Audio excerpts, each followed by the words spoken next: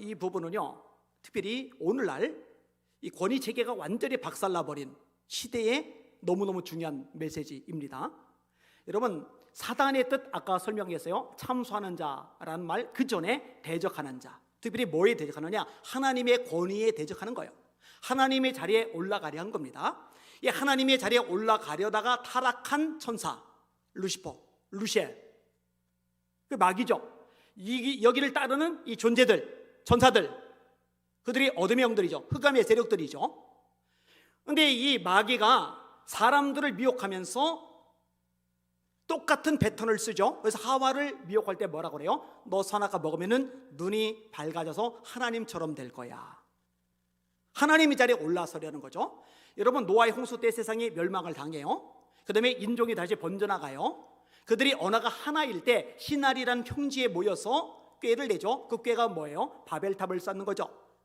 탑 꼭대기를 하늘 끝까지 닿게 하자. 그리고 우리가 지면에 흩어짐을 면하자 하면서 한 가지 용어가 더 첨가가 되는데, 우리의 이름을 걸자. 하나님의 이름이 아니에요. 우리의 이름을 걸자. 다시 말해, 하나님의 자리에 사람이 올라서겠다는 거예요. 하나님의 자리에 마귀가 올라서려다가 심판받아 쫓겨나고 마귀가 되는데, 이 마귀가 조종하는 사람들의 특징이 뭐냐? 하나님의 자리에 올라서는 거예요. 그래서 이단 교주들이 나오는 거예요. 사이비 교주들이 나오는 거예요. 자칭 선지자들이 나오는 거예요. 자칭 그리스도들이 나오는 거예요. 마태복음 24장의 예언대로 거짓 선지자들과 거짓 그리스도들이 막 불이 또 일어난다고 했는데 현상이 나와요. 그리고 그 정도까지 교주급은 아니지만 사람들이 마음속에 개입해서 내가 내 인생을 결정하려 하는 거예요. 내가 내 인생의 주인이 되려 하는 거예요. 하나님이 내 인생의 주인이시고 하나님의 사인대로 내가 순종해야 되고 하나님 말씀하신 방향대로 내가 나가야 되고 멈춰서 해야 되고 일어나야 되고 앉아야 되고 행해야 되고 하지 말아야 되는데, 이 모든 것들의 주권을 내가 가지고자 하는 거예요. 선악을 아는 일에 내가 기준을 가지고서 내가 결정하고 내가 나아가고 이러려는 행태들이 나오는 거죠. 다시 원점으로 돌아갈게요. 여러분, 성경은요 이 부분을 굉장히 단호하게 다루십니다. 여러분, 고라가 레위 사람이에요. 레위 사람 중에서도 영향력이 막강해요. 영향력이 막강하니까 다단 같은 지위 있는 사람, 아비람, 온 같은 영향력 있는 사람들이 설득이 되죠. 이 고라가 힘이 막강하고 존경을 받고 영향력이 있으니까 지휘관들, 그냥 밑에 있는 사람들 말고 영향력 있는 지휘관들 250명이 합류를 하죠. 그러면 대다수의 중심 세력이 고라에게 기울어 버린 거예요. 이들이 기울이면 이들 밑에 있는 사람들로 영향을 받으면서 모세 쪽이 아니라 아론 쪽이 아니라 이 고라 쪽으로 백성의 민심이 다 가버린 거예요. 그런데 하나님이요 이 부분을 굉장히 심하게 다루세요. 고라는 땅이 갈라져서 떨어져요. 떨어지자마자 땅으로 하나님이 덮어버리세요. 그 다음에 이 250명의 지휘관들은 성막에서 불이 나와요. 성막은 천이에요. 천에서 불이 나오는데 정작 천인 성막은 안 타요. 앞에는 사람들 250명만 다 태워버려요. 하나님께서 말씀하셔요. 레위 사람이어야 된다. 레위 지파. 그 다음에 아론의 후손이어야 된다.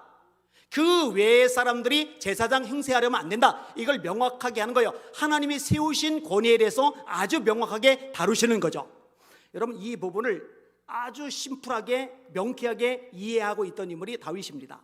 다윗은 사울을 죽일 기회가 2번 있었어요. 하나는 사울이 잠자고 있을 때 사울 있는 곳까지 가는 동안에 아무도 깨지를 않아요. 하나님이 군인들, 장군들 깊이 잠들게 하셨기 때문에. 아비새가 따라갔잖아요. 찌르겠다고 그래요. 2번 찌를 필요도 없습니다. 한 방에 죽일 수 있습니다. 근데 다윗이 말려요. 그리고 또 한 번 다윗이 부하들과 함께 동굴 안쪽, 큰 동굴 안쪽에 숨어 있는데 이걸 모르고 사울이 밖에다 병사 배치하고 본인이 들어와서 동굴에서 잠을 자요. 이때도 죽이겠다고 할 때 다윗이 말려요. 옷자락만 베요. 겨우 옷자락만 베 놓고서는 양심의 가책을 느낍니다. 하나님이 세우셨다. 기름 부으신 종이다. 그러니 내가 손대면 안 돼. 전쟁터에 나가 죽을지 모르지만, 원수들의 손에 의해서 죽을지 모르지만, 하나님이 어떻게 병들게 해서 죽을지 모르지만 나는 손대지 않아. 왜냐? 하나님이 세우신 권위에 대해서 이 다윗이 명확하게 이해를 하고 있는 거거든요. 이런 내용들이 성경에 많이 나와요. 자, 예를 들어 자녀들이 부모의 권위를 명확하게 인정을 해야죠. 이걸 이해를 해야죠. 이걸 아이들에게 가르쳐야 됩니다. 여러분, 뭐 자식이 친구 같다, 헛소리입니다. 정신 차려야 돼요. 그 성경적인 개념이 절대로 아닙니다. 자녀들아, 주 안에서 부모에게 순종하라. 네 아버지와 어머니를 공경하라. 이것이 약속이는 첫 계명이요, 네가 땅에서 잘되고 장수하리라. 따라합시다. 자녀들은 부모를 공경해야 된다. 이 공경이란 말은 뭐예요? 어려워할 수 있어야 되는 거죠. 높이 생각하는 거예요. 정말로 대단하신 분이야, 정말로 귀한 분들이야, 이렇게 우러르는 마음이 나오는 것을 공경이라고 하잖아요. 이런 것들을 자녀들의 마음속에 심어주고 교회 학교에서 제대로 가르쳐줘야 돼요. 이게 하나님이 세우신 권위거든요. 이렇게 될 때 땅에서 잘 된대요, 자녀들이. 그러니까 자녀들이 잘 되고 복받은 존재들이 되기를 원한다면 성경의 원리대로 너희들 부모를 공경할 줄 알아야 돼. 너희들 부모에게 순종할 줄 알아야 돼. 이거를 심어줘야 돼. 좋은 대학 보내야 잘 되는 게 아니에요. 과외, 학원 돈 들여서 투자해가지고 이거 보내줘서 성적 올려주는 게 애들이 잘 되는 게 아니에요. 잘 되는 거는 하나님이 복을 주실 때 잘 되는 겁니다. 따라합시다. 네가 땅에서 잘 되고 장수하리라. 이런 것들 잘 세워나가야 돼요. 자, 그러면은 이 함의 문제는 뭐냐? 노아는 아버지예요. 자기 위에 세운 권위예요. 그런데 그 허물을 보자마자 그걸 떠벌려 다녀요. 이게 문제가 된 거죠. 노아가 실수를 안 한 거는 아닌데 함의 문제가 더 큰 거예요. 성경은 괜히 기록되는 것이 아닙니다.